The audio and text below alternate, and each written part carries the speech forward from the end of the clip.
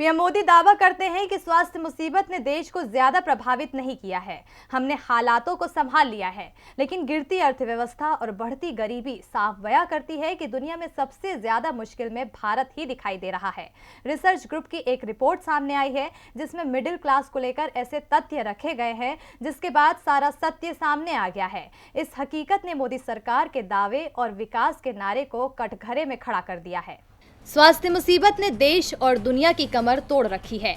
इस मुसीबत की वजह से अर्थव्यवस्था का बंटाधार हुआ, महंगाई में इजाफा अपार हुआ और बेरोजगारी का आंकड़ा चरम सीमा से पार हुआ।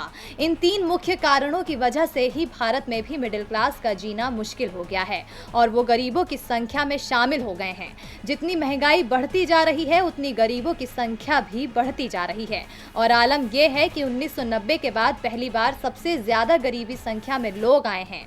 Research group APU research centre की स्टडी के मुताबिक विकासशील देशों में करीब 2/3 परिवारों की आय 2020 में प्रभावित हुई।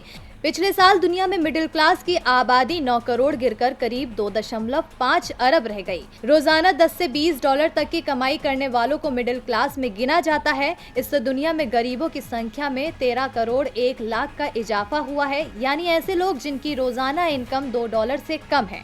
मिडिल क्लास की आबादी में गिरावट से साफ है कि ग्लोबल इकोनॉमी में गिरावट आई है। पिछले साल वर्ल्ड बैंक ने ग्लोबल इकोनॉमी में 2.5% तेजी का अनुमान जताया था, लेकिन अब उसका अनुमान है कि इसमें 4.3% की गिरावट आई है। रिपोर्ट के मुताबिक इकोनॉमी में गिरावट से पूरी दुनिया में लोगों के जीवन स्तर में गिरावट आई है, जिससे करोड़ों लोग मिडिल क्लास से बाहर हो गए हैं और गरीबों की संख्या बढ़ गई है।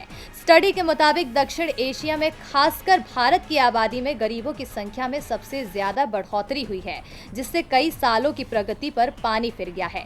भारत में 3 करोड़ 2 लाख लोग मिडिल क्लास से बाहर हो गए और वो गरीबी रेखा के अंदर चले गए। इन आंकड़ों से साफ है कि दुनिया में जो भी हालात बने, उसका सबसे ज्यादा असर भारत में देखा गया।